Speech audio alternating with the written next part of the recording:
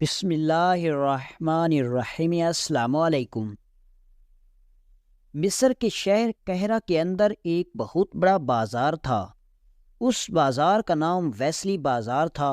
اس بازار کے اندر ایک سنار کی دکان تھی، اور وہ سنار بہت سخی اور رحم دل انسان تھا، اس لیے اس کی دکان باقی تاجروں سے بہت اچھی تھی۔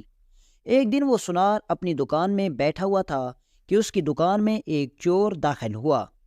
سنار زیورات بنانے میں مصروف تھا اور عمر اس کی زیادہ تھی۔ اس کی نظر بھی کمزور تھی۔ وہ اپنے کام کو بڑی توجہ سے کر رہا تھا کہ اتنے میں ایک جو چور داخل ہوا، اس نے زیور چوری کرنا شروع کر دیے۔ زیور چوری کرتے کرتے اتنے میں اس سنار کی نظر اس چور پر پڑ گئی، تو سنار نے اس چور کو پکڑنے کی خاطر اٹھا ہی تھا کہ اتنے میں ایک عورت دکان کے اندر داخل ہوئی اور آ کر اس چور کے قدموں میں گر گئی اور اس کے پیروں کو چومنے لگی۔ یہ دیکھ کر سنار بڑا حیران ہوا اور پوچھا، اے خاتون، یہ چور آئے اور یہ تم کیا کر رہی ہو؟ تم اس کے پیر کیوں چوم رہی ہو؟ تو اس خاتون نے کہا، سنار صاحب، آپ یہ کیا کہہ رہے ہیں؟ یہ ہمارے علاقے کے بہت ہی بڑے فقیر انسان ہیں۔ یہ جس کے سر پر ہاتھ رکھ دیں اس کا بیڑا پار ہو جاتا ہے۔ یہ جس کے لیے دعا کر دیں اس کی دعا کبھی رد نہیں ہوتی۔ آپ کو شاید غلط فہمی ہوئی ہے، آپ اس کے بارے میں غلط سوچ رہے ہیں۔ سنار بھی بڑا کشمکش میں پڑ گیا کہ شاید یہ خاتون سچ کہہ رہی ہوگی۔ پھر اس خاتون نے کہا، بابا جی، آپ اس سنار کے سر پر ہاتھ رکھیں۔ اس چور نے سنار کے سر پر ہاتھ رکھا اور پھر اس خاتون نے کہا، بابا جی، آپ اسے اپنا وہ برکت والا رومال دیں تاکہ یہ اپنے منہ پر پھیرے اور اس کے منہ پر نور آ جائے اور اس کے کاروبار میں برکت ہو جائے۔ اس چور نے اپنے جیب سے رومال نکالا اور سنار کو دیا اور کہا، تم اسے اپنے منہ پر پھیر دو تاکہ تمہارے چہرے پر نور آ جائے۔ سنار نے وہ رومال لیا اور اپنے منہ پر پھیرنے لگا۔ جیسے اس نے اپنے منہ پر پھیرا تو وہ سنار وہیں پر بے ہوش ہو گیا، اور اس چور اور اس خاتون نے مل کر اس سنار کی دکان کو خالی کیا اور وہاں سے فرار ہو گئے۔ وقت گزرتا رہا اور اس واقعے کو تقریباً 2 سال گزر چکے تھے۔ اس سنار نے بڑی مشکلوں سے دوبارہ اپنی دکان کو کھڑا کیا۔ اسی طرح پھر وہ سنار اپنی دکان میں بیٹھا ہوا تھا کہ پھر 3 آدمی جو کہ سلطان صلاح الدین ایوبی رحمۃ اللہ علیہ کے سپاہیوں کے لباس میں تھے اور اسی چور اور اس خاتون کو پکڑا ہوا تھا اور اس سنار کے پاس لے کر آئے اور کہا، یہی وہ چور ہے جو 2 سال پہلے تمہاری چوری کر کے گیا تھا۔ بتاؤ اس نے تمہیں کیسے بیوقوف بنایا تھا؟ سنار نے شروع سے لے کر بتایا کہ کس طرح چور اس کی دکان میں داخل ہوا، اور جب میں اس کو پکڑنے لگا تو خاتون اس کے پیر چومنے لگی اور کہا، یہ بہت بڑا فقیر ہے، اور پھر اس نے اپنی جیب سے ایک رومال نکال دیا اور کہا، اس کو اپنے منہ پر پھیرو جس سے تمہارے کاروبار میں برکت آئے گی اور تیرے چہرے پر نور ہوگا۔ ان سپاہیوں میں سے ایک سپاہی نے اپنی جیب سے رومال نکالا اور کہا، بتاؤ کس طرح اس نے تمہیں رومال سنگھایا تھا؟ سنار نے پھر سے اس سپاہی سے رومال لیا اور ویسے کر کے دکھایا جیسے اس نے پہلے کیا تھا، اور پھر اس دفعہ اس نے جیسے ہی رومال اپنے منہ پر پھیرا تو پھر سنار بے ہوش ہو گیا، اور انہوں نے دکان کا دروازہ اندر سے بند کر کے سارا مال اپنے تھیلوں میں ڈالا اور پھر غائب ہو گئے۔ جب اس سنار کو ہوش آیا تو اس کے پیروں تلے زمین نکل گئی، کیونکہ اب وہ دوسری بار بھی اپنی ساری زندگی کی جمع پونجی گنوا چکا تھا۔ وہ بڑا پریشان ہوا اور وقت کے ساتھ ساتھ اپنے اس نقصان کو بھول چکا تھا، اور پھر اس نے اپنی گھر کی ساری جمع پونجی اکٹھی کر کے اس کو بیچا اور دوبارہ اپنے کاروبار کو شروع کیا۔ وقت گزرنے لگا اور اب اس واقعے کو 6 ماہ گزر چکے تھے۔ ایک دن سنار اپنی دکان میں بیٹھا تھا، اتنے میں ایک بوڑھی عورت سنار کی دکان میں داخل ہوئی۔ گرمی کا دن تھا۔ اس بوڑھی عورت نے کہا، سنار صاحب، میں نے اپنی بیٹی کے لیے زیورات بنوانے ہیں، کیا تم مجھے وہ زیورات بنوا کر دے سکتے ہو؟ اس سنار نے کہا، جی ہاں اماں جی، میں بنا کر دے سکتا ہوں۔ تو اس نے کہا، کتنے پیسے لوگے؟ سنار حساب لگانے بیٹھا تو اتنے میں اس بوڑھی عورت کا سانس پھولنے لگا، اور اس کا سانس اتنا پھولا کہ وہ وہیں پر بے ہوش ہو گئی۔ سنار نے باہر آواز لگائی کہ جاؤ حکیم صاحب کو بلا کر لاؤ۔ ایک عورت بے ہوش ہو گئی تو اتنے میں ایک نوجوان لڑکا دروازے پر آیا اور کہا، حضور کیا ہوا؟ تو سنار نے کہا، یہ بوڑھی عورت شاید سانس کے پھولنے کی وجہ سے بے ہوش ہو گئی، جاؤ کسی طبیب کو بلا کر لاؤ۔ وہ نوجوان گیا اور اپنے ساتھ ایک طبیب اور اس کے ساتھی کو بلا کر لایا۔ سنار بہت پریشان ہو گیا تھا کیونکہ اس کو خود بھی یہی بیماری تھی اور کبھی کبھی اس کا سانس پھول جاتا تھا۔ بہت سارے طبیبوں سے علاج کروانے کے بعد بھی وہ صحت یاب نہ ہو سکا تھا، بس زندگی کے دن گزار رہا تھا۔ تھوڑی دیر گزری کہ وہ طبیب آ گیا اور اس نے اپنے تھیلے سے ایک جڑی بوٹی نکالی اور اس بوڑھی اماں کو سنگھا دی تو چاند لمحوں میں وہ بوڑھی اماں ہوش میں آ گئی اور اس طرح ہو گئی کہ جیسے اس کو سانس کی بیماری ہے ہی نہیں۔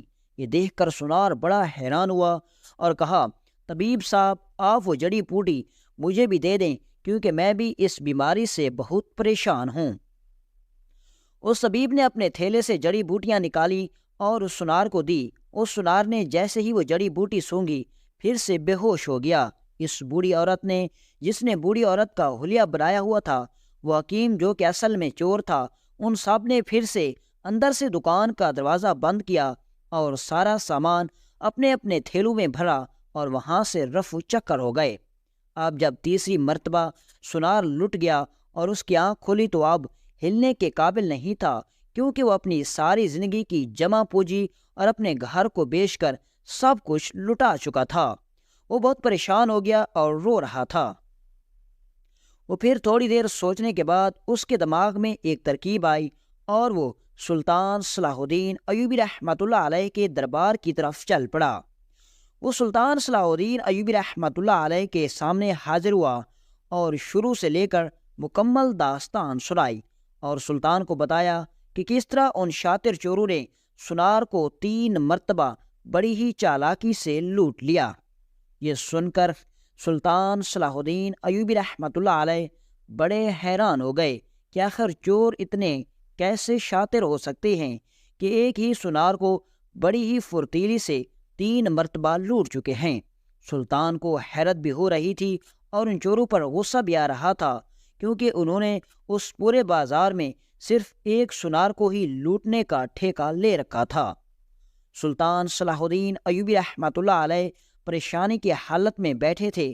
پھر اتنے میں سلطان کے دماغ میں ایک ترکیب آئی اور سلطان نے اپنے خزانچی کو حکم دیا کہ اس تاجر کو اتنی رقم دو کہ پھر سے یہ اپنی دکان کو سامان سے بھر سکے۔ یہ سن کر اس تاجر نے کہا، حضور یہ میرے مسئلے کا حل نہیں، اگر میں نے پھر سے کاروبار شروع کیا تو پھر وہ چور میرے پاس آئیں گے اور بڑی ہی چالاکی سے مجھے لوٹ کر چلے جائیں گے۔ یہ سن کر سلطان نے کہا، میں بھی تو یہی چاہتا ہوں۔ یہ سن کر سنار بڑا حیران و پریشان ہو گیا۔ سلطان صلاح الدین ایوبی رحمۃ اللہ علیہ نے کہا، اے بابا تمہیں پریشان ہونے کی ضرورت نہیں کیونکہ اس بار چوروں کا سامنا آپ سے نہیں بلکہ اس سرزمین کے سلطان سے ہوگا۔ یہ سن کر اس بزرگ نے کہا، حضور مجھے آپ کی باتوں کی سمجھ نہیں آ رہی، آپ مجھے کھلے الفاظ میں کہیں۔ تو سلطان صلاح الدین ایوبی رحمۃ اللہ علیہ نے کہا، بابا جان اس دفعہ آپ کی دکان میں ایک تاجر کا بھیس بدل کر بیٹھوں گا اور مجھے شک نہیں بلکہ یقین ہے کہ وہ مجھے آپ کا بیٹا سمجھ کر کسی نئی ترکیب سے بیوقوف بنا کر دکان لوٹنے کی کوشش کریں گے، لیکن میں انہیں ایسے جال میں پھنساؤں گا کہ ان کے سارے برے کاموں کا ان کو حساب دینا پڑے گا۔ یہ سن کر اس بزرگ نے کہا، حضور اس سے آپ کی جان کو بھی خطرہ ہو سکتا ہے۔ تو سلطان نے کہا، اے بزرگ سنار جب تک میرے دن لکھے ہیں مجھے موت نہیں آ سکتی۔ وہ سنار خزانچی جی سونے کے سکے لے کر چل پڑا اور چند دن بعد آ کر سلطان صلاح الدین ایوبی رحمۃ اللہ علیہ کو خبر دی، حضور میں نے اپنی دکان کو پھر سے اب سامان سے بھر دیا ہے، لہذا کل سے اس دکان کو دوبارہ کھولنے کا سوچ رہا ہوں۔ سلطان صلاح الدین ایوبی رحمۃ اللہ علیہ نے کہا، کل میں تاجر کے بھیس میں تمہاری دکان میں پہنچ جاؤں گا اور مجھے یقین ہے کہ وہ چور ہمارے پاس ضرور پہنچیں گے۔ سلطان صلاح الدین ایوبی رحمۃ اللہ علیہ ایک ماہر تاجر کی طرح دکان کو چلانے لگے۔ وقت گزرنے لگا اور سنار کی جگہ سلطان کو دیکھ کر اور سلطان کے عقلمندی کو دیکھ کر بہت سارے گاہک آپ کی دکان کی طرف آنے لگے۔ جب یہ خبر ان چوروں تک پہنچی تو وہ بھی ایک نئی ترکیب کے ساتھ سنار کو لوٹنے کے لیے پہنچ گئے۔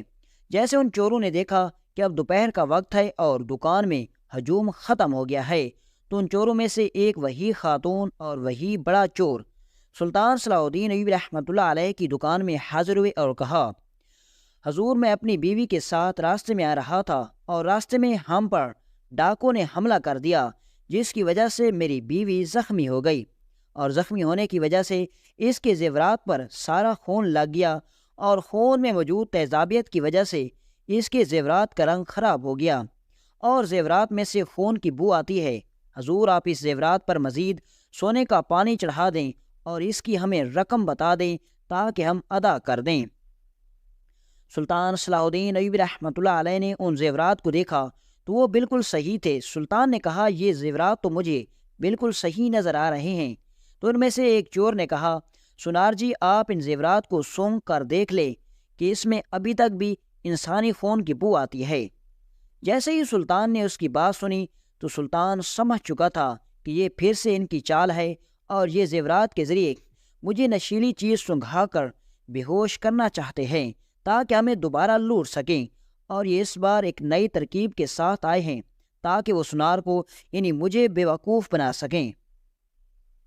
سلطان صلاح الدین ایوبی رحمۃ اللہ علیہ نے اپنی ناک سے وہ زیورات لگائے اور سانس رو کے رکھی اور بے ہوش ہونے کا ناٹک کیا۔ تھوڑی دیر گزری، انہوں نے سلطان صلاح الدین ایوبی رحمۃ اللہ علیہ کو دیکھا کہ آپ بے ہوش ہو چکے ہیں، تو انہوں نے اپنے اپنے تھیلے نکالے اور دوبارہ سے سارا سامان سمیٹنے لگے۔ جب وہ سارا سامان سمیٹ کر دکان سے بھاگنے لگے تو سامنے دیکھتے ہیں کہ سلطان صلاح الدین ایوبی رحمۃ اللہ علیہ چھلانگ لگا کر ان کے سامنے کھڑے ہو جاتے ہیں۔ جب انہوں نے سنار کو ہاتھ میں تلوار کے ساتھ دیکھا تو خوف کی وجہ سے تھیلے ہاتھ سے گر گئے۔ پھر سلطان صلاح الدین ایوبی رحمۃ اللہ علیہ نے کہا، تم اس غریب کو بہت دفعہ لوٹ لیا، سب چوریوں کا اب حساب دینا ہوگا۔ سلطان صلاح الدین ایوبی رحمۃ اللہ علیہ نے ان دونوں کو پکڑا اور اپنی عدالت میں لے گئے، اور سلطان صلاح الدین ایوبی رحمۃ اللہ علیہ نے ان سے وہ تینوں چوریاں منوائیں، اور اس کے بعد انہوں نے وہ جہاں بھی سونا چھپایا ہوا تھا اور سونا سلطان صلاح الدین ایوبی رحمۃ اللہ علیہ نے نکلوا کر اس سنار کو دے دیا، اور اس کے بعد ان کو سخت سے سخت سزا سنا دی۔ اور اس کے بعد وہ تمام بازار والے بڑے خوشحال ہو گئے، کیونکہ اس گینگ نے تمام بازار والوں کو بہت پریشان کر رکھا تھا، کیونکہ وہ بڑے ہی عجیب و غریب طریقے سے آتے اور لوگوں کو لوٹ کر چلے جاتے، اور ان کو صرف سلطان صلاح الدین ایوبی رحمۃ اللہ علیہ نے اپنی عقل مندی کی وجہ سے پکڑا تھا۔